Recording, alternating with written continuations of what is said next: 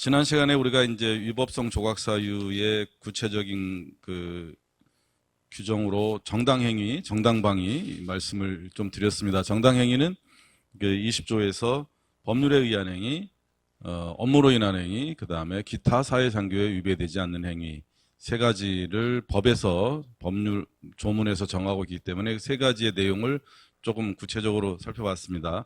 사회상규에 위배되지 않는, 어긋나지 않는 행위는 다른 그 위법성 조각사유, 구체적인 위법성 조각사유가 다 해당하지 않을 때 마지막으로 검토되는 그런 그 위법성 조각사유다 이렇게 말씀을 드렸습니다. 정당방위는 21조에서 1항에서 이 현재의 부당한 침해로부터 자기 또는 타인의 법익을 방위하기 위하여 한 행위는 상당한 이유가 있는 경우에는 벌하지 않는다.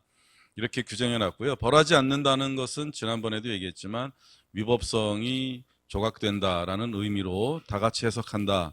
그렇게 말씀드렸고요. 정당방위의 요건은 이렇게 위법성이 조각되기 위한 요건은 그 앞에 네 가지로 볼 수가 있거든요. 현재의 부당한 침해, 자기 또는 타인의 법익, 방위하기 위한 것, 그 다음에 상당한 이유 이렇게. 그래서 현재의 부당한 침해로부터 자기 또는 타인의 법익 이건 사실 예전에 이렇게 요즘 말로 조금 바꾸기 전에 자기 또는 타인의 법익에 대한 현재의 부당한 침해 이렇게 돼 있었거든요. 이제 문장 순서만 바꿨는데 오히려 조금 설명하기 애매한 것 같아요. 그러니까 객관적인 요건은 자기 또는 타인의 법익에 대한 현재의 부당한 침해가 객관적인 요건인 것이고 방위하기 위한이라는 건 이제 주관적인 요건인 것이고 상당한 이유가 있을 때라는 것은 이제 규범적인 요건이다 이렇게 구별해 볼 수가 있는데요.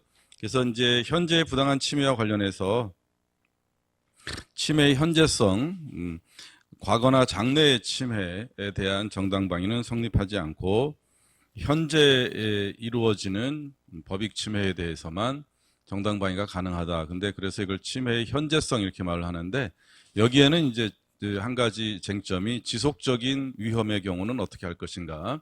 지속적인 침해 행위 중에 잠깐 중단되었을 때에도 침해의 현재성을 인정할 것인가. 판례는 전체적으로 보아 지속적인 침해의 경우에도 침해의 현재성을 인정한다 이렇게 볼 수 있습니다. 그 다음에 이제 침해는 부당한 것이어야 된다는데 이 부당하다는 것은 이제 위법한 것까지를 의미한다. 그러니까 법에 어긋나는 침해 행위일 때에 정당방위가 가능한 것이고 위법한 것까지만 따지기 때문에 책임 없는 경우에도 정당방위가 가능하다. 그리고 이제 문제되는 게 싸움의 경우라 했습니다. 싸우는 것은 서로 부당한 행위이기 때문에 원칙적으로는 정당방위가 인정되지 않습니다. 그러나 이제 싸움이라 하더라도 겉으로 보기에는 싸움인 것 같지만 일방적으로 공격당하는 상황이면 정당방위가 가능하고 또 싸우다가 한쪽에서 갑자기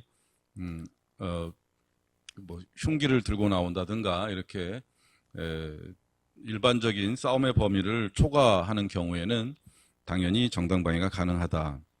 자기 또는 타인의 법익에서는 이제 문제되는 것이 이 타인의 국가나 사회가 포함되는가. 많은 견해에는 그런 얘기를 하지만 구체적으로 살펴보면 타당한 주장은 아니다. 그리고 방위 의사로서 방위하려는 의사, 이른바 우연 방위는 정당방위로 허용되지 않는다. 서로 싸우는 경우 정당방위를 인정하지 않는 것은 일단 부당하다는 점에서 둘 다 부당하기 때문에 정당방위가 인정되지 않기도 하지만 서로 싸울 때는 방위 의사가 아니라 공격의 의사로 상대방을 공격한 것이기 때문에 정당방위가 또 성립하지 않는다는 것이죠. 그 부분은 이제 판결문에 그 예를 각주에 옮겨놨습니다. 그 다음에 이제 상당한 이유가 있어야 된다. 이 상당한 이유, 상당하다는 말 우리가 이제 몇 번 썼습니다. 그죠? 사실 이제 상당하다라는 말은 일반적으로 잘 안 쓰고 법에서 특히 이 규범적 그 평가 기준으로 상당성 우리가 뭐 인과관계에서도 그랬고요. 이런 말을 쓰는데 일반적으로 쓰는 말 거의 같은 동의어라고 할 수 있는 그 말은 타당성. 이라는 거거든요. 근데 사실 타당하다라는 말도 우리가 일반적으로 쓰고 여러분이 충분히 이해 가능하지만 조금 거리감이 있고요. 타당하다, 사실 우리말은 마땅하다 이런 얘기, 그렇게 하는 게 마땅하다. 이제 마땅하다 말을 오히려 자주 안 쓰게 되는 경우 같은데, 그 정당방위로 인정하는 것이 마땅하다, 그렇게 하는 게 타당하다라는 의미로 상당한 이유가 있어야 된다, 그런 얘기입니다. 거기에 이제 조금 32번 문단에 구별하는 얘기를 좀 해놨는데요. 사회상규와 상당성, 그 정당행위에서는 이제 사회상규에 어긋나지 않는 때, 정당행위로서 위법성이 조각된다고 하고, 사회상규에 어긋나지 않는다는 것은 어떻게 판단해야 되는가에 대해서 판결 등에서 판례에서 5가지, 목적이 정당해야 되고, 수단이 적합하고, 비례성이 있어야 되고, 그다음에 보충성이라든가 이런 흔히 비례성 원칙에서 말하는 5가지를 가지고 사회상규에 어긋나지 않는지 아닌지를 판단한다 그랬는데, 이때 사회상규는 일종의 사회적 상식이라고 볼 수 있고, 상당성은 규범적인 타당성이기 때문에 약간 차이가 있다. 사회상규는 사회 일반의 관점에서, 상식적인 관점에서 판단하는 것이라면 상당한 이유가 있다 없다, 이건 규범적 관점, 이거는 어디까지나 법관의 관점에서 판단한다 그랬습니다. 규범적이란 말이 굉장히 긍정적인 의미도 있지만 조금 거칠게 나쁘게 해석하자면 법원에서 바라보는, 법관이 판단하는, 법관의 주관적 평가에 또 좌우될 수 있는 그런 부분이다, 이렇게 얘기할 수도 있습니다.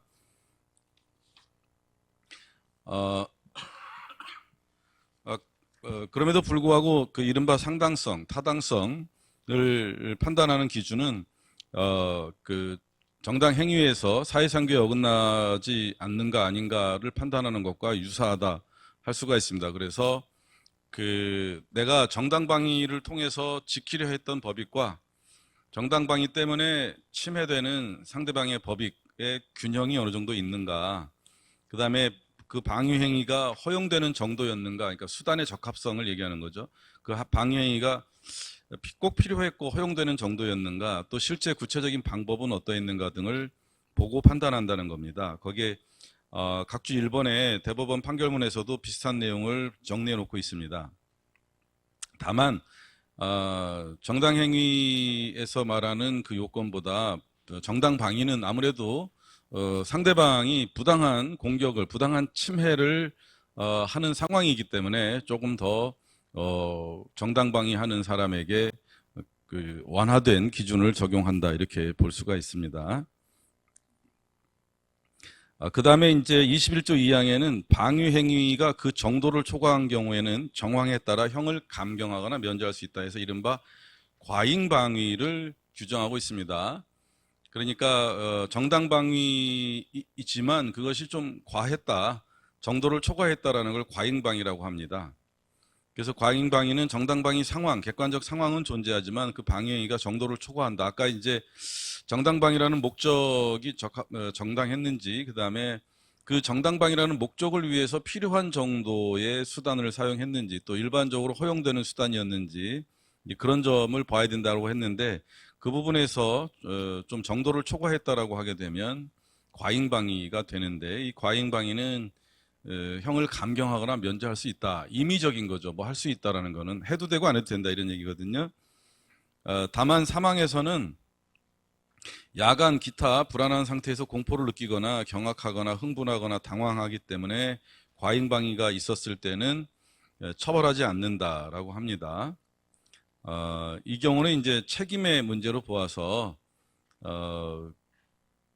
그 야간이나 기타 불안한 상태에서 공포, 경악, 흥분 등으로 과잉방위가 이루어졌다고 한다면 그 경우에 그 정상적인 행위를, 정상적인 대응을 기대할 수 없다라고 해서 책임이 없다, 이른바 이제 나중에 우리가 얘기할 거지만 기대 가능성, 그 상황에서 법을, 또 법에 어긋나지 않는 또 적당한 정도의 정당방위 행위를 기대하기 어렵다라고 한다면 처벌할 수도 없다, 이런 의미거든요. 그래서 과잉방위에 관한 2항과 3항의 규정이 있습니다. 우리가 이제 지난 시간에 그 37번 문단에 그 사례 문제를 잠깐 그냥 언급만 하고 자세한 설명은 하지 않았는데요. 이 사건은 지난 시간에 잠깐 얘기했지만 그렇게까지 큰 사건, 물론 이제 사건에 뭐 크고 작고가 있겠습니까만 어쨌든 굉장히 엄청나게 중요하거나 그런 사건이라고 보기도 어려웠는데 상당히 화제가 됐습니다. 이 당시에.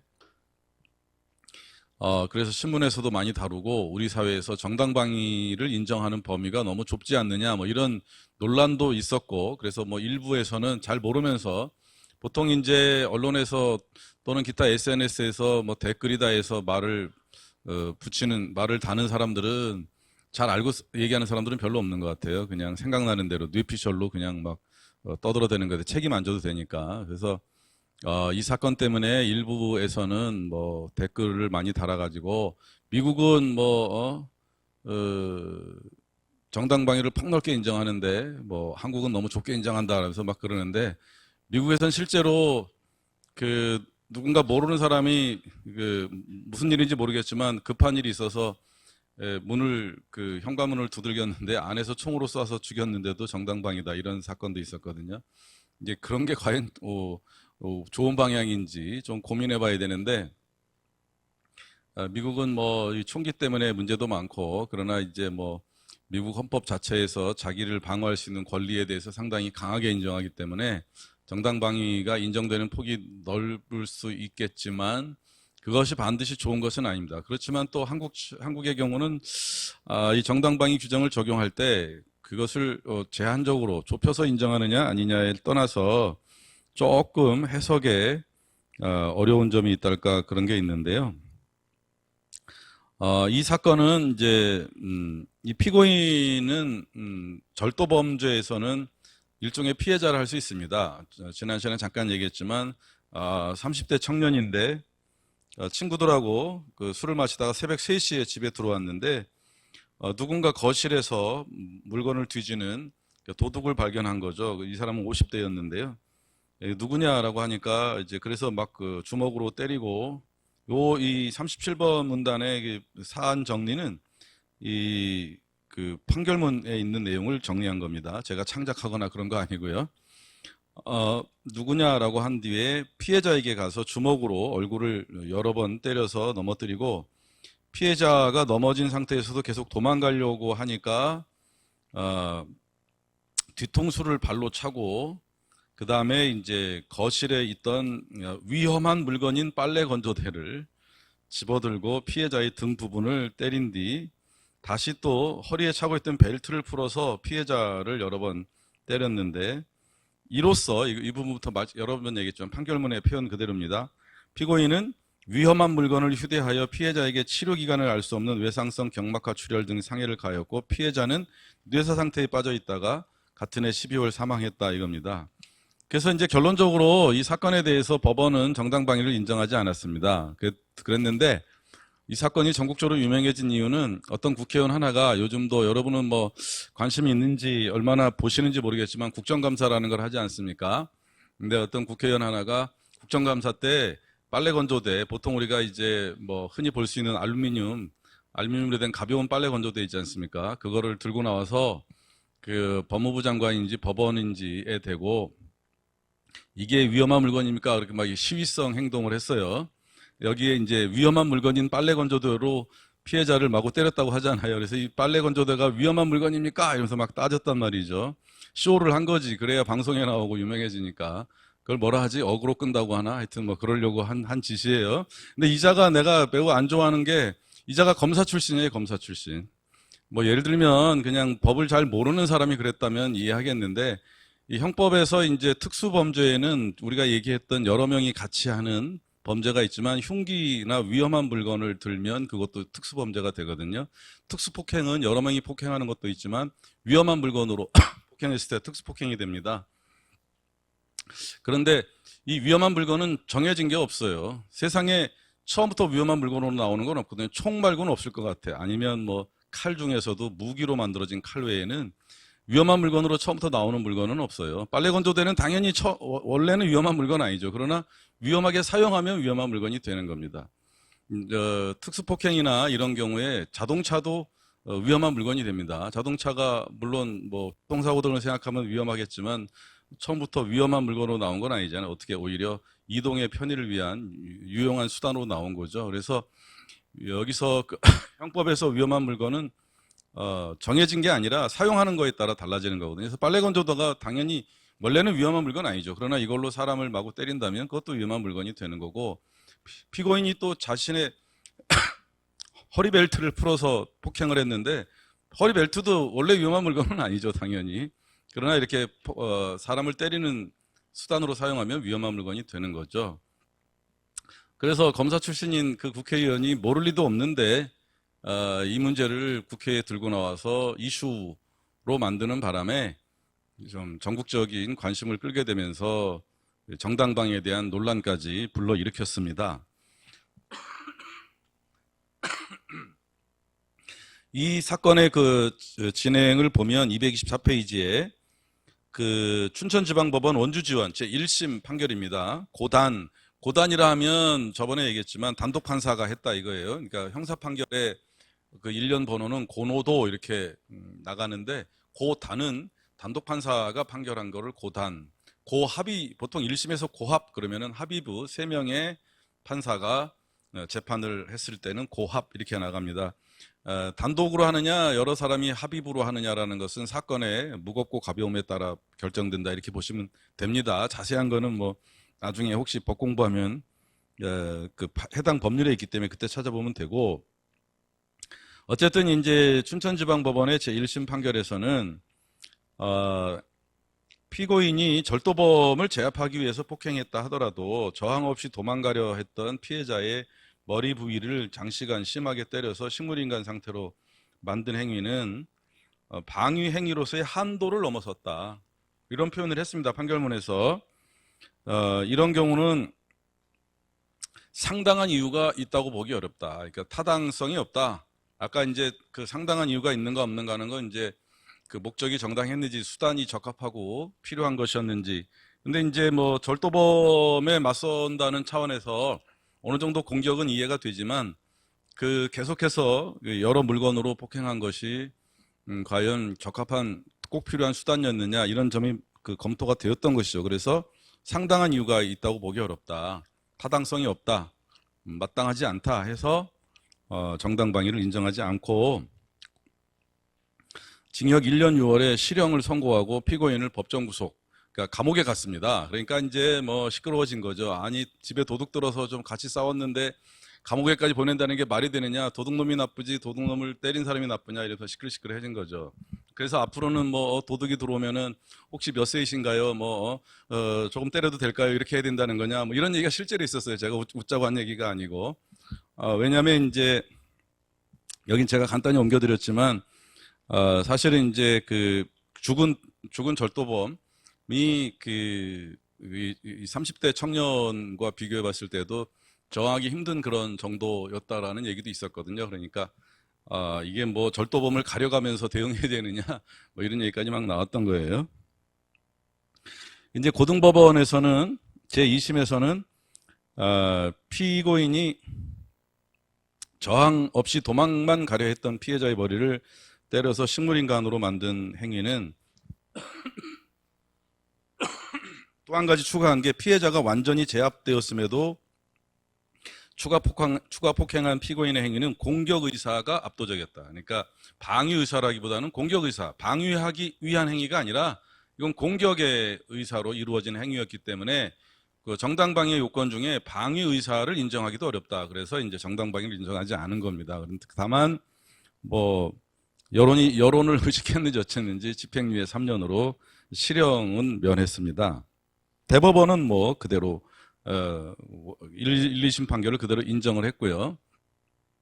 그래서 이 사건이 이제 다른 사건보다 쟁점이 복잡하거나 매우 중요한 사건 이렇게 보기는 어렵지만 사회적으로 굉장히 이슈가 되었던 사건이라서 소개를 했는데, 여기에서는 이제 그 우리가 대법원 또 그 1심, 2심 판결을 잠깐 봤지만 일단 1심에서는 상당한 이유라는 걸 인정하기 어렵다. 2심은 이것은 공격 의사로 봐야지 방위 의사도 인정하기 어렵다. 이렇게 해서 정당방위를 인정하지 않았습니다. 예, 그런데 1심 판결 가운데 우리가 이제 유의할 것은 그 현재의 부당한 침해를 방어하기 위한 행위로서 상당한 이유가 있지도 않고 과잉방위라고 보기도 어렵다. 방위행위가 정도를 초과한 경우로 해당한다 볼 수 없다 이런 말이 있기 때문에 과잉방위에도 해당하지 않는다 이렇게 얘기하는데요. 조금 이게 해석상 어려운 점은 우리가 이제 과잉방위도 잠깐 여러분께 설명을 드렸는데 정당방위가 인정되려면 상당한 정도, 타당한 정도의 그 방위 행위로 인정이 돼야 되는데 그 정도를 초과하면 과잉방위로 처벌을 안 하진 않지만 감경하거나 면제할 수 있다 이렇게 했단 말이죠. 근데 우리 법원은 과잉방위가 인정되려면 일단 정당방위가 다 인정된 다음에 과잉방위를 인정할 수 있다 이렇게 얘기합니다. 그러니까 상당한 이유가 있어서 정당방위라야 과잉방위도 인정 가능하다 이렇게 얘기하거든요. 근데 이게 조금 이해하기가 어렵습니다. 약간 정도를 초과한 게 과잉방위라고 했는데 그러면 정도를 초과하지 않은 그 상당한 이유가 있는 경우래야 과잉방위도 인정한다 이런 식의 얘기잖아요. 그러니까 우리가 일반적으로 그냥 이해하기 쉽기로는 정당방위는 상당한 이유가 있어야 되는데 그 상당한 이유를 평가할 때는 그 방위 수단이 너무 좀 지나치지 않았는가 이런 걸 봐야 되는데 방위의 정도가 그 지나쳐서 그 초과해서 이 정당방위의 상당한 이유를 인정하기 어려운 그런 상황 중에 일부가 과잉방위가 되는 거 아닌가. 이렇게 이 31조 1항과 2항을 그렇게 이해하는 게 21조 1항과 2항을 그렇게 이해하는 게 좋을 것 같은데 대법원은 과잉방위가 되려면 일단 정당방위부터 인정돼야 된다라고 하니까 사실은 이제 과잉방위가 인정될 그 실제 폭이 별로 없는 거죠. 그 여분이. 무슨 소리냐면 사실 정당방위에서 좀 지나쳤다. 정당방위로 볼 만한 여지는 있지만 좀 지나쳤다 그러면 과잉방위로 했으면 좋을 텐데 법원은 과잉방위가 되려면 정당방위가 일단 인정돼야 된다라고 하니까 조금 어려움이 있지 않나. 예를 들어서 이 절도범의 사건에서도 물론 이제 법원이 그 2심에서는 방위 의사 자체를 인정하지 않았기 때문에 공격의 의사였다. 이건 방위 행위가 아니라 공격 행위였다라고 해서 정당방위를 인정하지 않은 건데 1심처럼 정당방위 상황은 어느 정도 인정되지만 상당한 이유가 없다. 타당성이 떨어진다. 라고 했을 때 그게 과잉방위가 아닐까 이렇게 이해할 수도 있는 것이거든요. 근데 그렇게 해석하지 않는다. 그래서 여러분이 그냥 단순한 지식으로는 그냥 우리 법원은 과잉방위라는 걸 인정하려면 일단 정당방위가 성립한 후라야 과잉방위도 인정 가능하다 이렇게 정리하고 있다라고만 기억하시면 되지만 이 과잉방위의 내용 자체가 정도를 초과했을 때 형을 감경 또는 면제한 건데 그 정도 초과라는 게 뭘 말하는 거냐. 이미 정당방위가 다 성립한다면 정도 초과도 아닐 텐데 정당방위가 성립한 다음에라야 정도 초과한 경우를 과잉방위로 처벌한다라고 하니까 그 부분이 조금 이해하기에 어렵고 사회 일반인들이 볼 때 정당방위를 너무 지나치게 좁게만 인정한다라고 보는 이유도 그와 같이 좀 애매한 영역을 과잉방위로 인정해서 그 처벌을 안 하지는 않지만 처벌을 하긴 하지만 감경하는 정도의 법 적용이 더 타당하지 않을까 이런 생각을 해보는 겁니다.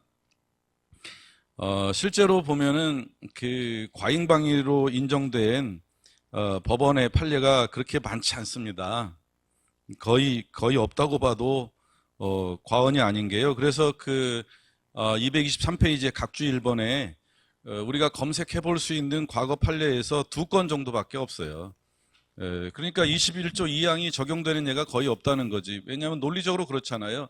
정도를 초과하면 과잉방위다 그러는데 과잉방위가 인정되려면 무조건 정당방위부터 성립해야 된다고 하니까 정당방위가 성립했는데 또 과잉방위로 처벌하는 것도 이상하잖아요. 상당히 논리적으로 모순이 아닌가 이런 생각을 합니다. 이것은 나의 생각이므로 아까도 얘기했듯이 만약에 내가 지식으로만 기억하고 싶다 그러면 법원은 그냥 과잉방위가 인정되는 조건이 정당방위 성립이어야 된다고 한다라고만 생각하면 되지만 가만 생각해 보면 이제 그런 문제점이 있다라는 겁니다. 그 두 건의 판례는 각 주에 1번에 73도 2380과 85도 1370이 있는데 73도 2380만 간단히 소개했습니다. 이거는 뭐 누가 봐도 정당방위를 인정하지도 않을 수 없는 사안 같은데 과잉방위로 했다. 사실 이거는 결과적으로 이제 피해자가 사망했기 때문에 이런 일이 발생한 것이었거든요. 근데 이 경우는 또 피해자의 공격 행위가 굉장히 지나쳤어요. 내용을 읽어드리기가 좀 저기 할 정도로 이해할 수 없는 정도의 공격 행위가 지나쳤고, 결과적으로 피고인이 된 정당방위 행위를 한 사람의 방위 행위가 정당방위로 인정될 여지는 충분한데, 다만 결과적으로 피해자가 사망했기 때문에 과잉방위로 판단한 것 아닌가 이런 생각이 드는데, 어쨌든 이 과잉방위 규정이 실제 인정되는 예가 많지 않다는 점은 한번 검토돼야 될 내용이 아닌가 이렇게 봅니다. 그 다음에 이제 224페이지에 2001도 1089라든가 또 225페이지에 86도 186이 등은 조금 내용이 길게 인용되었습니다만은 자세하게 설명하기에는 좀 항상 형법의 사례는 그렇게 좀 아름다운 사례는 전혀 없기 때문에 매우 뭐라고 해야 되나 막장 같은 얘기들이죠. 근데 여기서 이걸 소개한 이유는 이러한 사안에서도 정당방위를 전혀 인정하지 않았기 때문에 여러분이 한번 읽어보시고 정당방위를 인정할 수 없는 그런 경우라 하더라도 과잉방위는 검토돼야 되지 않느냐라는 생각을 하는데, 여러 번 얘기했지만 정당방위가 일단 인정돼야 과잉방위도 검토할 수 있다 이런 입장이다 보니까 정당방위 자체를 아예 인정하지 않는, 근데 일반의 상식에 비추어서 이 정당방위 대상이었던 결과적으로 피해자가 된 그 사람들의 행위가 더 문제가 되는 행위들이었거든요. 그런 점을 여러분이 한번 검토해 보시면 좋겠다라는 겁니다. 86도 186이는 이제 정당방위가 인정된 경우입니다.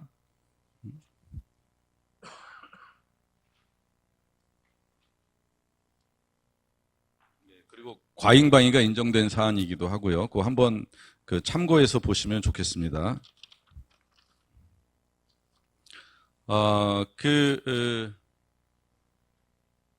긴급피난으로 그러면 이제 넘어가도록 하겠습니다. 긴급피난은 22조에서 자기 또는 타인의 법익에 대한 현재 위난을 피하기 위한 행위는 상당한 이유가 있는 때는 벌하지 않는다. 정당방위하고 똑같습니다. 거의 구조가. 근데 좀 모르겠어요. 지난번에 2020년에 형법의 조문에 문장 표현을 말과 글을 요즘 말로 바꾼다고 하긴 했는데 뭔가 일관성이 없어요. 정당방위에 관한 21조는 원래 바뀌기 전에 문구가 자기 또는 타인의 법익에 대한 현재의 부당한 침해였거든요. 근데 현재의 부당한 침해로부터 자기 또는 타인의 법익을 이런 식으로 문장 순서만 바꿨는데, 긴급피난은 그대로 뒀어요. 자기 또는 타인의 법익에 대한 현재의 위난을 피하기 위한 행위는 상당한 이유가 있는 때는 벌하지 않는다. 그래서 정당방위랑 같은 구조로 객관적인 요건은 자기 또는 타인의 법익에 대한 현재의 위난이라는 게 있는 것이고, 피하기 위한 행위라는 게 주관적인 요건으로서의 피난 의사이고요. 상당한 이유가 있는 때 역시 마찬가지 규범적인 요건으로서의 어떤 타당성, 그것이 긴급피난으로 인정하는 것이 마땅한가, 이런 측면의 요건이라 할 수가 있습니다. 그래서 한 4가지 정도로 얘기해 볼 수가 있는 거죠. 그런데 이제 21조는 현재의 부당한 침해 그랬는데 22조는 현재의 위난 그랬으니까 부당한이라는 말이 빠졌다는 점에서, 그리고 침해가 아니라 위난이라는 것은 어떤 위험과 곤란 뭐 이런 말인 것이죠. 근데 어떤 위험이라는 것은 이게 불법이다 위법이다를 평가하기 어려운 거죠. 그러니까 좀 이해를 쉽게 하기 위해서 긴급피난의 기본적인 전형적인 사례는 어디 갔나? 내가 여기다 안 넣어놨나? 이게 간단히 한다. 저기 있네. 231페이지에 긴급피난의 가장 전형적인 이해하기 쉬운 사례는, 위난이라는 걸 인정하기 쉬운 사례는 231페이지에 85도 221입니다. 짧게 설명하자면 여기서 피고인들 그랬는데 이제 선박을 운항하는 선장이라든가 뭐 항해사 등인데요. 선박을 운항하는 사람들이었는데 태풍이 온다고 하니까 선박을 피난시켜야 되잖아요. 그런데 그 먼 바다에 갈 수는 없고 가까운 바다, 그 조개 양식장이 있는 피조개 양식장이 있는 가까운 바다에 그 선박을 정박을 시켰는데 이제 닷줄을 좀 길게 늘었다 이겁니다. 여러분이 그 배를 보면 이렇게 닻이 있지 않습니까? 닻이 있고 돛이 있죠. 그런 것도 좋잖아요, 그죠? 다행히 그거는 우리말로 살아남았어요. 아무튼 닻을 여러분이 보신지 모르겠지만 이렇게 형태가 똑같지는 않은데 우리가 해군하면 늘 표시하는 그 모양이 닻의 모양이잖아요. 근데 이 닷줄이라는 건 이제 닻을 매달고 있는 줄이고, 저도 사실은 이 판례를 알기 전에는 우리가 그 화살표처럼 생긴 그 닻이 그 바닥에 그 박혀서 배를 고정하는 줄 알았거든요. 그게 아니고 그냥 그 무거운 닻을 바다 밑으로 내려서 무게 중심이 밑으로 내려가서 배가 멀리 가지 않거나 흔들리지 않게 하는 것이더라고요. 아니 그 닻이 뭐 바닥에 박힌다면 좋을 수도 있겠지만 문제될 수도 있어서 그런 것 같아요. 그래서 이 사건에서도 평소보다 닻을 더 길게 늘어뜨려서 바다 더 아래쪽으로 닻을 내렸는데, 그러다 보니까 이게 닷줄이 길어지면서 태풍 때문에 이제 흔들리면서 조개 양식장을 다 망가뜨린 겁니다. 근데 여기서 이제 선박의 운항을 한 이 이른바 피고인들은 위난, 즉 태풍이라는 위난을 피하기 위해서 어떠한 조치로 그 닷줄을 길게 늘어뜨렸는데, 그게 결과적으로 그 태풍이라는 현상 때문에 주변의 양식장을 다 망가뜨린 거죠. 이렇게 되면 이제 재물손괴라는 죄가 되는데, 구속 요건에 해당할 수 있는데, 이 경우는 이제 긴급 피난이 인정된다 이런 얘기거든요. 그래서 현재 위난이라는 것은 태풍이라든가 이런 기상이변이 불법, 위법 아무 상관없잖아요. 법으로부터 중립적인 문제들이잖아요. 그래서 이런 것을 피하기 위한 행위를 우리가 보통 긴급 피난이라 하기 때문에, 정당방위는 불법한, 위법한 공격행위로부터, 부당한 침해로부터 내가 나를 방위하기 위한 것이라는 점에서 서로 차이가 있습니다. 그래서 흔히 뭐 정당방위는 부정대 정해관계, 긴급피난은 정대 정해관계 이렇게 말을 하는데, 뭐 그런 표현보다는 그 사실적 내용을 알아두시는 게 더 나을 것 같고요. 근데 이제 이 긴급피난의 그런 성격 때문에, 즉 나에게 다가오는 위험이 부당하거나 불법하거나 위법한 게 아닌데 내가 피난 행위를 하는 바람에 다른 사람이 법익 침해를 또 당하게 되는 문제가 있거든요. 그래서 긴급피난은 언제나 정당한 것이냐 이런 문제가 발생합니다. 그래서 227페이지를 보시면은 정당한 긴급피난이 있고 면책적 긴급피난이 있다 이렇게 얘기를 합니다. 그 다수견해의 입장이거든요. 그러니까 이제 그 정당방위와는 다르게, 정당방위는 상대방이 나를 불법하게 침해하는, 공격하는 그런 상황이기 때문에 내가 나의 어떤 신체적 안전을 지키기 위해서 상대방을 공격했는데 상대방이 더 큰 피해를 당했더라도 어느 정도는 정당성이 인정된다는 것이죠. 그것이 정당방위의 특성인데, 긴급피난은 그렇지 않다는 거거든요. 그런데 내가 피난하기 위해서, 나의 법익을 보호하기 위해서 피난하기 위해서 하는 행위가 내가 지킨 법익보다 상대방의 법익이 더 크게 침해당했다면 그런 경우도 정당하다고 해야 되는가? 왜냐하면 상대방은 잘못이 없는 사람인데, 정당방위의 상대방은 잘못한 사람이니까 그 부분에 대한 평가가 조금 더 완화돼서 이루어진다면, 긴급피난은 내 거를 지키기 위해서 다른 사람 거를 더 크게 침해한다는 게 정당하다 할 수 있는가, 이런 문제를 생각해 봐야 된다 이겁니다. 그래서 다수견해는 그 법익이 서로 균형을 맞추었다면, 서로 균형이 있다면, 즉 내가 긴급피난을 통해서 지킨 법익과 그것 때문에 침해된 다른 사람의 법익이 서로 어느 정도 법익의 균형이 있다면 정당하지만, 그렇지 않다면 이거는 정당하다 할 수는 없고 경우에 따라 책임이 있는지 없는지를 평가해 볼 수 있을 뿐이다. 그래서 정당화되는 정당한 긴급피난과 면책, 책임 면제가 가능한 긴급피난 두 가지로 나누어야 된다라고 합니다. 다수견해가. 그래서 이 다수견해가 잘못됐다는 건 아닙니다. 그런 점이 있는 거죠. 그리고 좀 더 정확하게 구체적으로는 정당한 긴급피난은 어떤 물건에 대한 침해, 우리가 이제 그 양식장 사건처럼 사람의 신체나 생명에 대해서 피해를 주는 긴급피난이 아니라 물건이 뭐 이렇게 손괴되는, 물건이 망가지는 이런 정도의 긴급피난은 언제나 정당하지만 사람의 신체나 생명에 피해를 주는 긴급피난은 정당하다 할 수 없다. 그거는 책임 면제를 따질 수 있을 뿐이다. 이렇게 얘기합니다. 다수견에는 그렇게 보시면 되는데, 뭐 그 자체가 잘못됐다는 건 아니지만 이 또한 정당한 긴급피난과 면책적 긴급피난 또한 독일 형법에 나오는 그대로입니다. 우리나라 22조에는 그렇게 구별해서 규정하고 있지 않잖아요. 우리나라 22조는 그냥 긴급피난을 한 가지로 규정하고 있는데 독일 형법은 아예 조문이 두 개입니다. 그래서 정당한 긴급피난과 면책적 긴급피난 이 두 가지를 따로 규정하고 있습니다. 그래서 거기 제가 227페이지 각주 2번, 3번에 보면 34조, 독일 형법 34조, 35조 아예 조문이 달라서 34조가 정당한 긴급피난, 책임이 면제되는 긴급피난 이렇게 두 가지로 나누어서 하고 있어서 이 이론 자체가 잘못된 건 아니지만 사실은 이 또한 독일 형법은 그 법 자체가 그렇게 되어 있어서 그에 따른 해석인데 우리 한국의 형법 책들이 다 그대로 또 그대로 인용하고 있기 때문에 알고는 있어야 된다 이런 얘기고요. 다만 한국의 경우는 또 우리가 과잉 방위처럼 과잉 피난을 규정하고 있기 때문에 이 법익의 균형이 갖춰지지 않은 그런 긴급 피난을 과잉 피난으로 보고 과잉 피난의 해석론으로 문제를 해결하는 것이 더 바람직하지 않을까 하는 겁니다. 요거는 근데 여러분 여기까지는 아직 뭐 법학 전공도 아니고 하물며 학자로서 연구자도 아니기 때문에 그냥 긴급 피난의 성격은 나에게 다가오는 위험, 위난이라는 것이 위법하거나 부당한 것은 아니기 때문에 긴급피난에는 일정한 제약이 있다. 그래서 내가 긴급피난으로 인해서 긴급피난을 통해서 보호하는 법익과 그로 인해서 침해되는 법익 사이에 어느 정도 균형이 필요하고 그렇지 않다면 정당하다고 볼 수는 없는.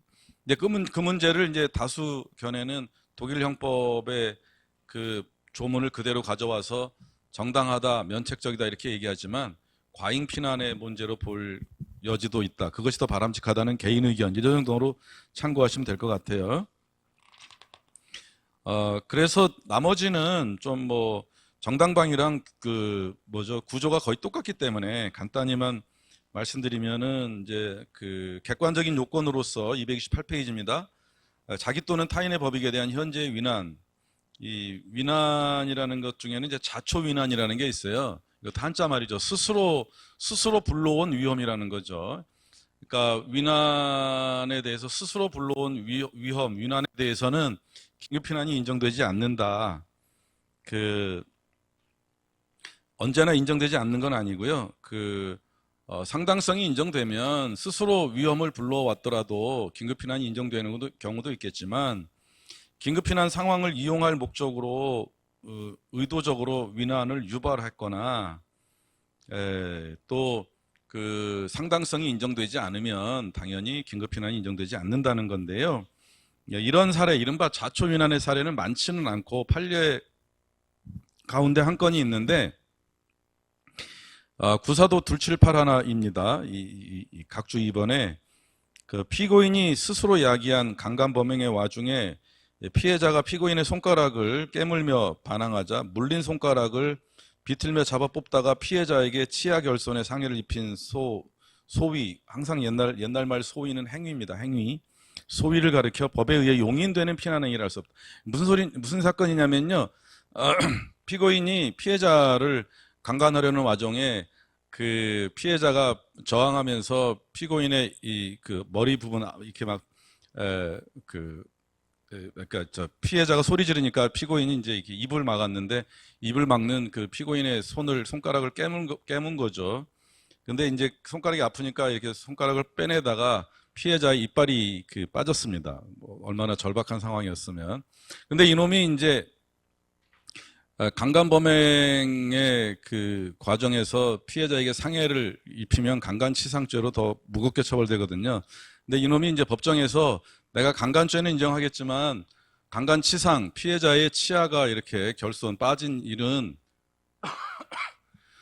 피해자가 나를 깨물었기 때문에 내가 그걸 피하려고 했던 것에 불과하니 상해에 대해서는 내가 책임이 없는 것 아니냐 이렇게 주장한 거죠. 근데 이거야말로 스스로 그 만들어낸 위난, 이게 위난일지도 의문이지만 또 피해자 입장에서는 정당방위 행위라 볼 수가 있기 때문에 이걸 가지고 긴급 그 상해 부분에 한정해서 피고인에게 긴급 피난을 인정할 여지는 전혀 없다, 이런 사건입니다. 그래서 사건이 별로 많지는 않습니다만 스스로 위난을 불러일으켰다면 상당성이 인정되거나 또 그 스스로 불러온 그 위험이 다른 목적이나 의도가 아니었을 때 한정해서 예외적으로만 긴급피난이 인정될 수 있다, 이런 얘기입니다.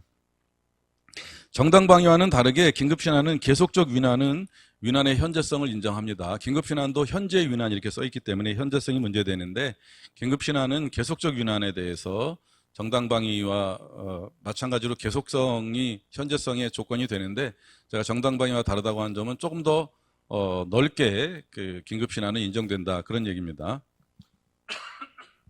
위난을 피하기 위한 주관적 요건이 필요하고요. 규범적 요건. 근데 정당방위보다 긴급피난은 아까 얘기한 것처럼 정대정의 관계이기 때문에 이 상당한 이유가 엄격하게 심사됩니다. 판례는 이른바 보충성, 필요성, 균형성, 적합성. 역시 비례성 원칙에서 나오는 얘기들입니다. 그죠? 사회상규, 정당행위의 사회상규에 대한 5가지 얘기라 긴급피난의 상당한 이유를 얘기하는 4가지 얘기나 거의 다 비슷하죠. 다른 어떤 구체적 판단 기준이 많지 않아서 비례성의 관점에서 이렇게 설명 내지 판단하고 있는 것 같습니다. 그 보충성이니 필요성이니 균형성, 적합성은 굳이 자세히 설명 안 해도 여러 번 반복됐기 때문에 여러분이 이해하실 수 있을 것 같고요. 긴급피난에는 약간 특별한 예외 규정이 있습니다. 22조 2항인데요. 위난을 피하지 못할 책임이 있는 자에 대해서는 전항의 규정, 즉 1항 긴급피난의 규정을 적용하지 않는다, 이렇게 얘기하고 있습니다. 이 긴급피난에만 있는 특별한 경우인데요. 군인, 경찰관, 소방관 등이 그러합니다. 군인이 말입니다. 적이 쳐들어오는데 위난이다, 피하자, 그러고 도망가면 나중에 내가 긴급피난한 거다, 이렇게 얘기하면 안 되겠죠. 그러니까 이런 특별한 어떤 위난을 피해서는 안 되는, 위난을 맞서거나 위난을 해결해야 될 사람들이 피한다라고 하는 것은 인정할 수 없다, 그런 얘기입니다. 거기 이런 사실 22조 2항이 적용된 사례도 많지는 않은데요. 각주 2번을 보시면, 각주 1번, 229페이지 각주 1번을 보시면 피고인의 행위가, 소위라고 자꾸 하지만 피고인의 행위입니다. 피고인의 행위가 전투경찰이 뭔지 여러분 아실라나? 정경이라는 게 있었어요. 옛날에. 지금은 이제 의무경찰 제도가 폐지됐죠. 그렇게 설명하지 않는 경우도 있는 것 같은데, 의무경찰이나 전투경찰이 여러분에게는 너무 오래전 얘기인가? 한국사에 나오는 얘기인가? 요즘 사람들은 국사를 싫어한다며. 왜 그러지? 역사가 재밌는데. 근데 의무경찰, 그러니까 이제 그 병역으로, 군대에 병역으로 입대했는데, 군인이 아니라 경찰로 근무하는 것이 의무경찰. 그 의무경찰 중에 이제 전투경찰이라 해서 시위대를 진압하거나, 예전에 이제 우리 학교 학생들이 군대를 갔는데 전경이 돼가지고 학교 앞에 시위를 진압하러 나와갖고 학우들끼리 서로 만나고 이런 일도 있었다라는 게 옛날 얘기거든요. 나는 열심히 시위하고 있는데 앞에 보니 얼마 전에 군대 간 내 친구가 전투경찰로 서 있더라. 이거 무슨 눈물의 상봉이냐, 이런 얘기가 옛날에 있었는데, 전투경찰이라는 게 그런 개념입니다. 근데 전투경찰을 비롯해서 의무경찰 제도가 폐지되었는데, 설명은 여러 가지가 있겠지만 이것 또한 법적인 관점에서는 우리가 국방의 의무를 위해서 그 군에 입대한 것이지, 국방의 의무를 위해 입대한 사람들을 경찰 업무에 동원하는 것은 헌법적 관점에서 맞지가 않죠. 그리고 사실 이제 의무경찰, 전투경찰이라는 개념 자체가 군대식 경찰 조직이 존재하는 건데, 군과 경찰이, 일반적인 군이 치안을 담당하면 안 되는 거거든요. 계엄이라는 게 뭡니까? 지금 1년 전에 어떤 미친 자가 계엄을 선포해 갖고 나라가 지금 환율이 난리치는 것도 그때 이유인 것 같은데, 이 계엄이라는 건 뭐냐면 비상 사태에서 군이 치안을 담당하는 거거든요. 근데 이거는 정말 비상적인 있을 수 없는 상황에서만 어쩌다 가능한 거지. 근데 의무경찰, 전투경찰은 형태만 바꾸어서 군에 입대한 젊은 사람들을 치안에 동원하는 거라 그 정신에 그 헌법의 취지에 안 맞는 겁니다. 그래서 의무경찰 제도는 문제가 많았었는데 그게 폐지되었는데 그 폐지에 대해서 이렇게 설명하는 견해가 많지는 않습니다. 근데 법의 본질로 살펴보면 국방의 의무는 헌법에 정해진 의무이긴 하지만 국방을 위한 의무이지 또 군에 갔는데 군인 신분으로 그냥 전투경찰이라는 경찰이라는 신분만 바꾸어서 치안에 동원되는 것은 헌법에 그 어긋나는 일이라서 의무경찰 제도는 폐지됐습니다. 그래서 여기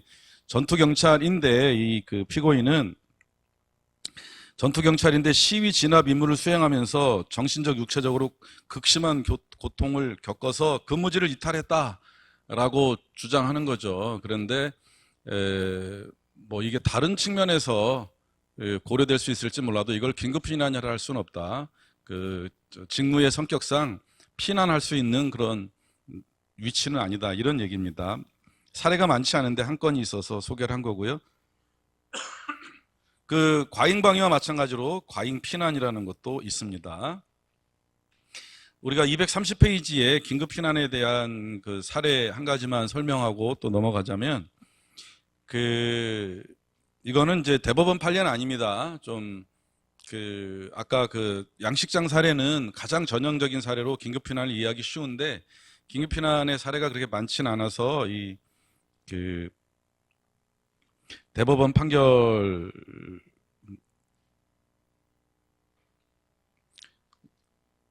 그 소개한 거는 이제 청주지방법원의 그 사례입니다. 사례 23번은.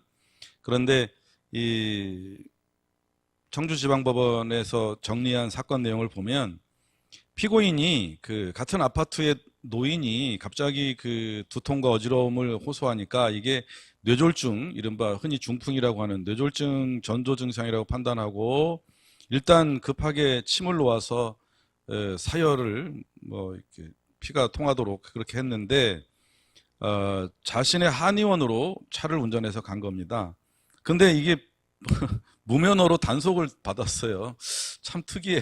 아니 좋은 일 했는데 그걸 어떤 놈이 신고했는지 이게 시간이 보니까 사고를 낸 것 같지는 않은데 시간이 보니까 시간은 안 나와 있네. 어쨌든 뭐 심야라든가 이런 것도 아닌 것 같은데 어떻게 무면허로 그래서 이 경우에 그 환자가 위급하고 그래서 내 그 치료 목적으로 한의원에 급히 데려갔는데 긴급피난으로 인정될 여지도 있지 않은가 라고 했는데 대법원 뭐 2심도 그렇고 대법원도 보면은 일단은 현재의 위난을 피하여야 할 긴급 상태에 있다. 즉 자기 또는 타인의 법익에 대한 현재 위난이라는 객관적인 요건은 인정된다. 그런데 그리고 피난 의사까지도 인정이 되는데 상당한 이유 측면에서 다른 방법이 없었는가? 아까 우리가 그 상당한 이유를 긴급피난을 얘기할 때 보충성, 다른 수단이 있으면 그 수단을 이용하고 정 안 될 때 타인의 법익을 침해하는 이 어쩔 수 없는 수단을 써야 된다 이런 얘기거든요. 타인의 법익 침해가 없는 수단이 가능하면 그걸 이용하고 그렇지 않을 때 정말 다른 방법이 없을 때 이 수단을 써야 된다 이런 얘기인데 이 한의사가 뜻은 좋은데 피난 의사도 있고 상황도 매우 긴급한 것까지 인정하겠는데 꼭 본인이 운전했어야 되느냐 택시 불러도 된다 이런 얘기인 거죠. 그래서 상당한 이유 즉 수단의 보충성이 인정되지 않는다. 다른 방법이 가능했다라고 해서 좀 야박해 보이지만 긴급피난을 인정하지 않고 무면허 운전으로 도로교통법 위반으로 처벌한 거죠. 처벌이 그렇게 세게 이루어지지는 않았을 거예요. 벌금 정도 나왔을 거예요. 근데 여기서 이제 우리가 긴급피난에 상당한 이유에서 보충성이라는 사례를 한번 볼 수 있어서 거기 보면 보충성의 원칙을 충족시키지 못한다, 채우지 못한다 이런 얘기거든요. 참고로 본 사안입니다. 근데 이제 여러 번 얘기했지만 우리가 이런 걸 흔히 메타 차원의 얘기라 그래요. 여기서 이 사건에서 뭐 긴급피난의 요건 중에 뭐가 빠졌는가 아니한가, 긴급피난에 대한 뭐 그 판례를 알거나 또 세부 내용 지식을 알거나 하는 얘기들이 또 보충성 요건이라는 게 뭔지 이런 얘기를 하는 것은 이제 기본적인 논의라고 한다면 메타 차원, 메타라는 게 뭐 대단한 것 같지만 다른 측면에서 바라보자면 법에 없는 얘기인 거죠. 도대체 왜 이런 일이 발생했을까?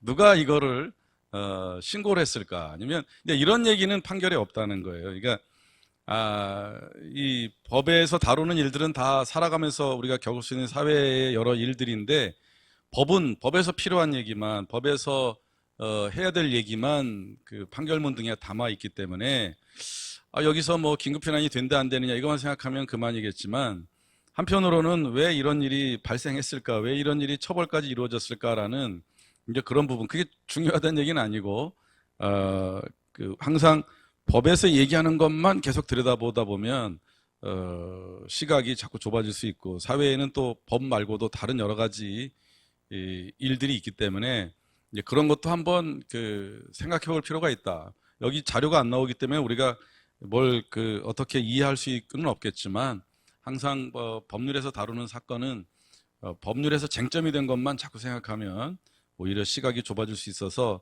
도대체 왜 이런 일이 발생했을까라는 다른 생각도 가끔 하는 것이 나쁘지 않다. 그런 차원에서 말씀드린 겁니다. 그 다음에 이제 231페이지에 23조 자구행위입니다. 자구행위는 스스로 자신의 권리를 구제한다. 이런 뜻으로 자구행위. 보통 이제 우리가 법질서가 없는 그런 사회, 원시적 사회라면 모든 사람이 이른바 만인 대 만인의 투쟁 그래갖고 자신을 스스로 지키고 자신의 권리는 자기가 지킬 수밖에 없고 법질서가 지켜주거나 어떤 제도가 지켜주거나 그렇지 않은 상황인 건데요. 그러나 이제 이른바 법치국가, 근대화된 이 국가에서는 기본적으로 자신이 언제나 자신의 권리를 직접 구제하는 자기 구제가 언제나 허용되는 건 아니거든요. 그래서 예외적으로만 허용될 수 있고 형법에서 말하는 자구행위는 그 자체 또한 위법성 조각을 얘기하는 거니까 이 자구행위가 구성요건에 해당할 수 있는, 즉 범죄가 될 수 있는 방법으로서의 자구행위일 때에 이런 경우는 아주 예외적으로만 위법성이 조각된다. 그래서 자구행위라고 합니다. 이것도 실제 사례를 보면 조금 낫겠는데요. 233페이지에 보시면 피고인들이 채무자가 부도 내고 도망갔다는 얘기를 듣고 야 이거 큰일 났다. 이게 이제 보니까 피고인들은 가구를 납품하는 회사 사람들이고 이 피해자인 채무자는 이제 가구를 일단 납품받은 다음에 가구점을 운영하는 사람인데 가구를 납품받은 다음에 가구값을 안 낸 거죠. 그러니까 이 가구 제조하는 이 피고인들은 만약에 그 피해자에게 납품한 가구값을 못 받게 되면 큰 손해가 발생하잖아요. 그러니까 이 피해자가 부도 내고 도망갔다고 채무자가 피해자인 격이죠. 채무자인 피해자가 부도 내고 도망갔다라는 말을 듣고 야 큰일 났다 이거 우리가 먼저 가서 그동안 납품한 가구라도 되찾아와야지 안 그러면 엄청난 손해를 보겠다 해가지고 새벽에 그 피해자 소유의 가구점에 가서 그 안에 관리하는 종업원이 있는데도 그 가구점의 시정장치 자물쇠를 쇠톱으로 자른 다음에 그 약 1,600만 원 정도의 가구를 차에 싣고 가져온 겁니다. 이 경우에 이거 뭐 그럴 수도 있지 않겠나 싶은데 이런 것을 우리가 자구행위라고 인정하게 되면 자력구제를 전반적으로 허용하게 되면 상당한 혼란이 있을 수 있기 때문에 법질서가 오히려 어지러워질 수 있기 때문에 이런 행위를 우리가 자구행위로 인정하지는 않는다 이런 취지거든요. 뭐 그런 정도의 기본적인 그 사건을 기억하시면 될 텐데 자구행위는 그 23조 1항에 따르면 언제 인정되느냐 예외적으로만 인정된다고 말씀드렸는데 법률에서 정한 절차에 따라서는 청구권을 보존할 수 없는 경우라는 것이 객관적인 상황입니다. 그러니까 아까 그 가구점 사건에서 피해자가 부도 내고 도망갔더라도 물론 나중에 소송을 해서 가구 납품한 회사 사람들이 제대로 다 그 가구값을 받아낼 수 없는 가능성이 있을 수도 있겠지만 또 그렇지 않을 수도 있는 거거든요. 그러니까 법률의 절차에 따라서 청구권을 보존할 수 없는 경우라고 하기가 어려운 거죠. 그러니까 청구권을 보존할 수도 있을 수도 있는 거거든요. 피해자가 부도 내고 도망갔다지만 민사소송 등을 통해서 피해자에게 받을 돈을 받아낼 수도 있고, 또는 뭐 그 가구를 다른 방법으로 뭐 경매를 하든 뭐 다시 판매를 하든 뭐 뭔가 하여튼 법률의 절차에 따라서 얼마든지 해결할 수도 있는데, 그것이 전혀 불가능한 경우에만 자구행위가 가능하다, 이런 얘기거든요. 그리고 청구권의 실행이 불가능해지거나 현저히 곤란해지는 상황을 피하기 위하여, 이게 또 주관적인 거거든요. 자구 의사. 근데 아까 그 가구점 사건에서는 이 두 가지, 객관적으로 법률이 정한 절차에 따라서 청구권을 보존할 수 없는 경우인지, 또 그 사람들의 행위가 청구권이 실행이 불가능하거나 현저히 곤란한 것을 피하기 위한 행위인지 그렇지 않다고 본 거죠. 그 사건에서는. 이것이 이제 자구행위의 기본적인 내용입니다. 자구행위는 이제 정당방위와 유사하긴 한데, 정당방위는 법익 침해가 끝난다면 할 수 없다고 했고요. 자구행위는 이제 법익 침해 이후에 자기 권리 구제라는 점에서 약간의 차이가 있습니다. 다만 아까도 얘기했듯이 자구행위는 국가 권력이나 국가의 법률상의 제도들이 권리 보장을 해줄 수 없을 때에 예외적으로만 인정된다는 점에서 유의해야 되고요. 또 자구행위가 인정되는 것은 23조에서 청구권이라 했지 않습니까? 청구권에 관련한 그 권리구제 행위만이 예외적으로 가능하다. 이 청구권이라는 건 보통은 이제 우리가 가구점 사건처럼 재산권에 대한 문제, 이때 재산권에는 이제 지적재산권까지 포함되고요. 근데 청구권에는 이제 친족 상속권이라는 것도 있습니다. 친족 상속. 뭐 사실상 발생하기 어려운 사안이긴 하지만, 내가 우리 아이를 잃어버렸는데 어느 날 보니까 어떤 사람이 내 아이를 데리고 가더라. 그럼 가서 뭐 이렇게 싸움 끝에 그 아이를 내가 다시 데려왔다라고 하는 경우가 이제 가족 친족권에 의한 그 청구권을 실행한 행위, 이렇게 얘기할 수가 있는 겁니다. 그래서 자구행위는 예외적으로만 인정되기 때문에 자기 청구권을 위한 경우만 가능하고, 다른 사람을 위한 청구권 확보 행위는 인정되지 않는다.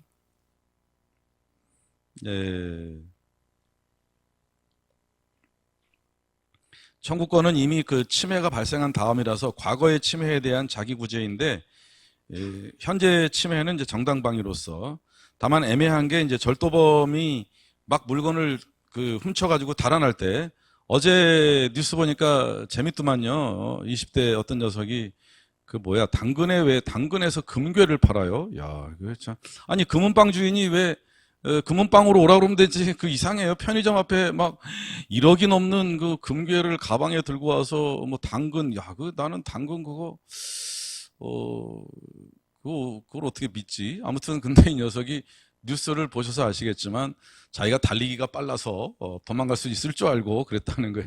그냥 금괴 1억 2천만 원어치 같은 피해자의 가방을 들고 튀다가 뭐 몇 걸음, 두세 걸음도 못 가고 붙잡혀가지고 얻어맞기만 하고 끝났는데, 뜻밖의 달리기가 잘 안 됐던 모양이에요.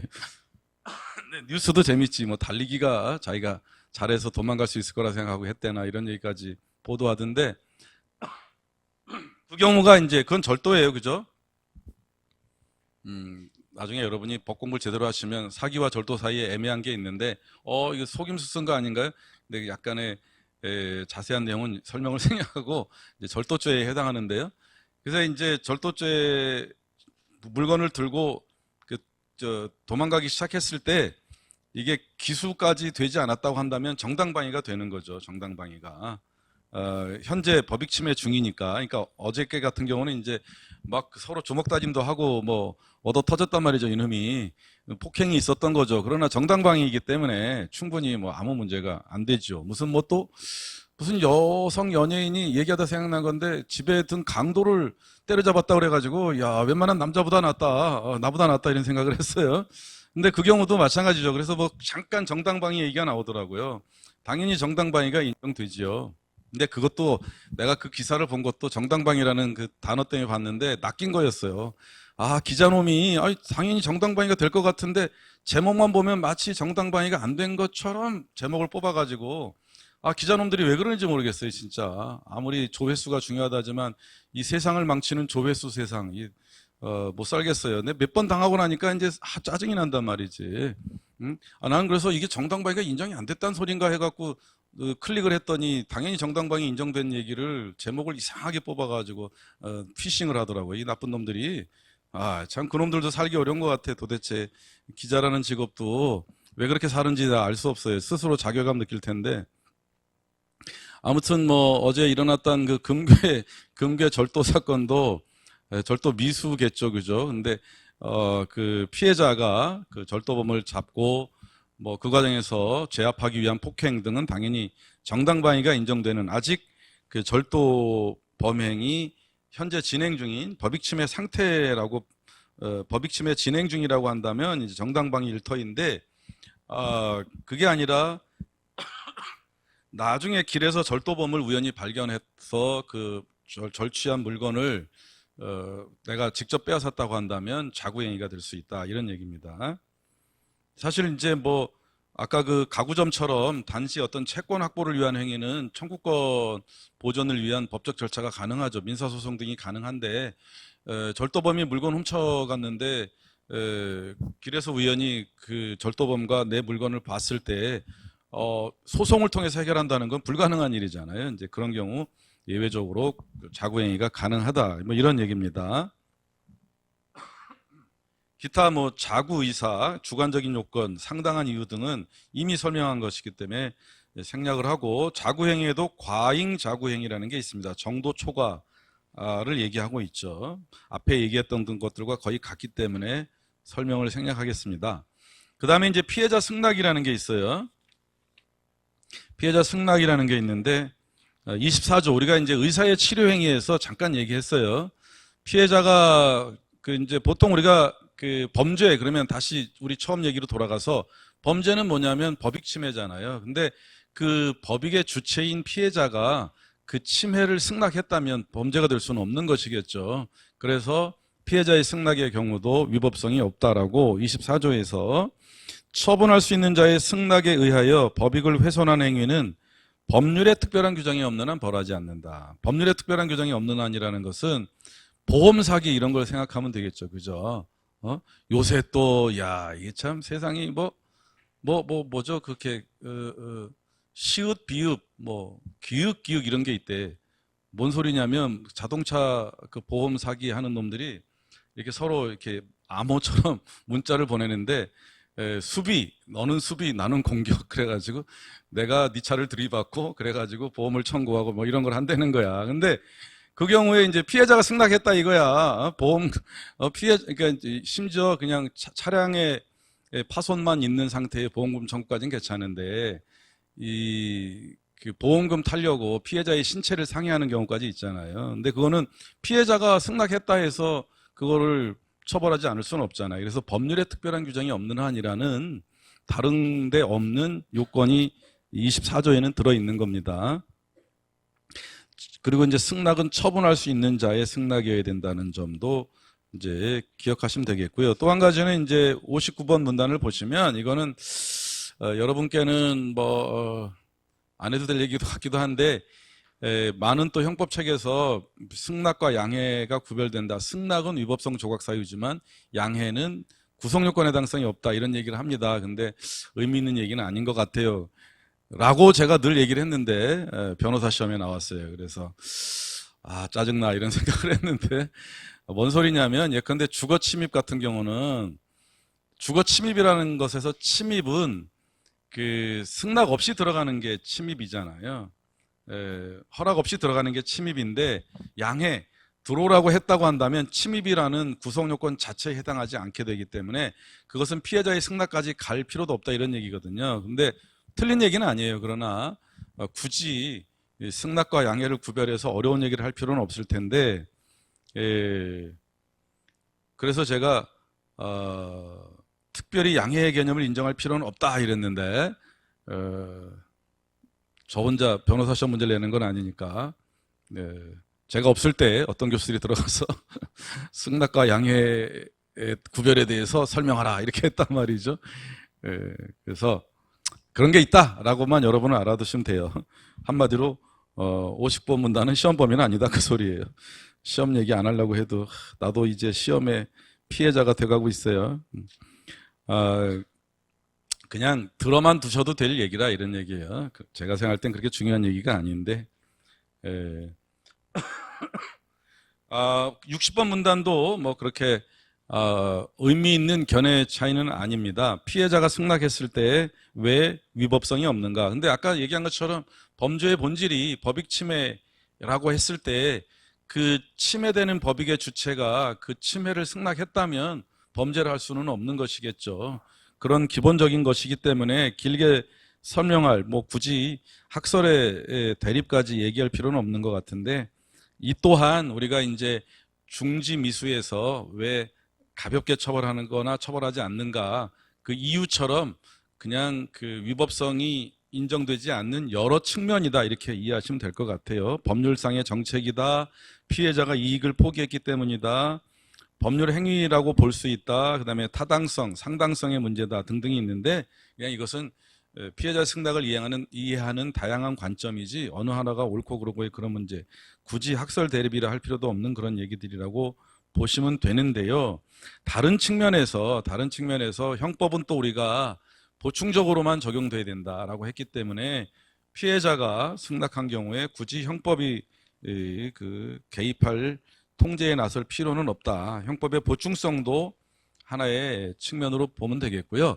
또 한 가지 여기 책에는 없지만 이른바 뭐 피해자 관점이라는 게 좀 있습니다. 피해자 학이라는 것도 뭐 따로 학회가 있을 정도로 있고요. 그런데 사실 이제 형사사법에서 피해자가 어떤 주체적인 역할을 하지는 못하거든요. 그런데 피해자의 승낙은 이제 피해자의 의사를 존중하는 그런 측면도 있다 이렇게 얘기할 수도 있습니다.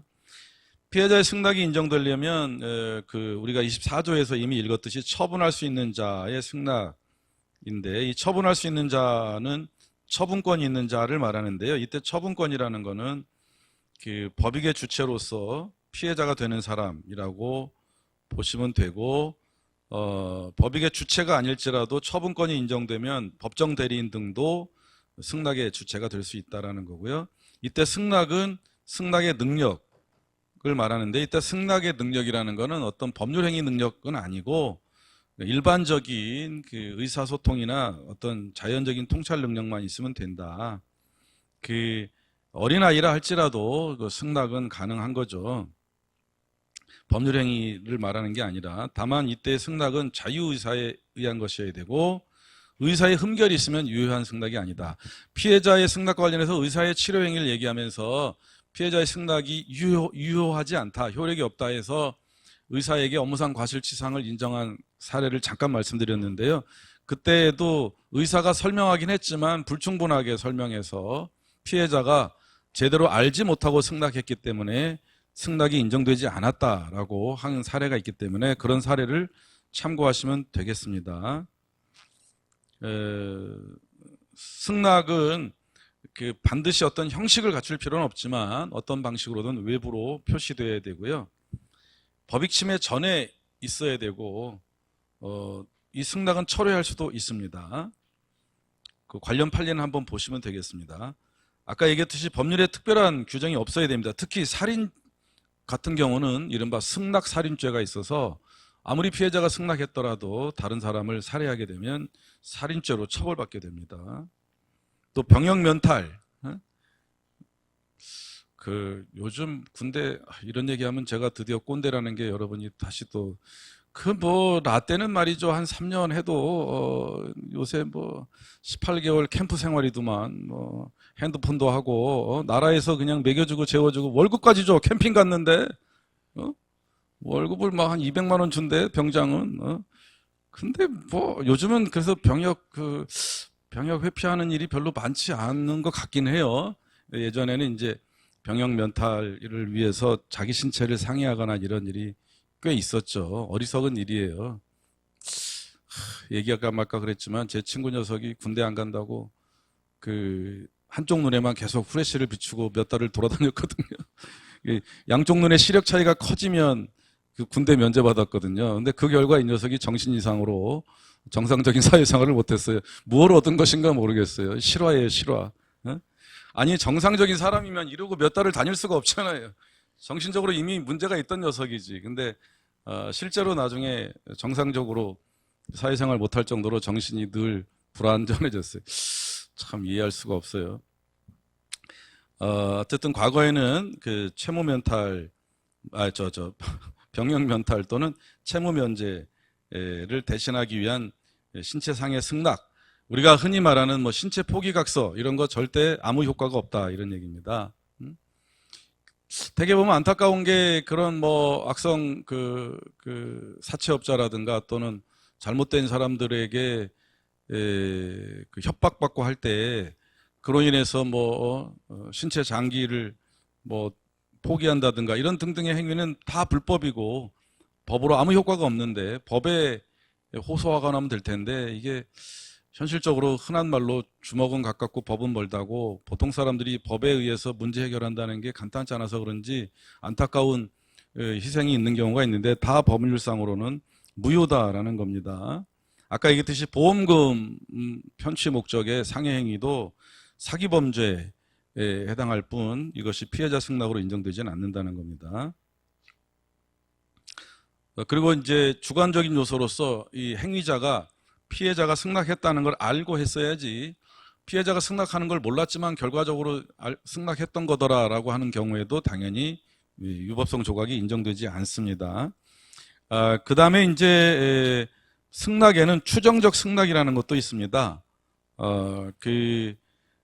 원래 승낙은 아까도 얘기했듯이 행위 전에 승낙이 있어야 되는데 승낙이 없지만 피해자가 알았다면 승낙했을 것으로 명백하게 추정되는 경우에는 예외적으로 피해자 승낙으로 위법성이 없어진다. 위법성 조각이 가능하다 이런 얘기입니다.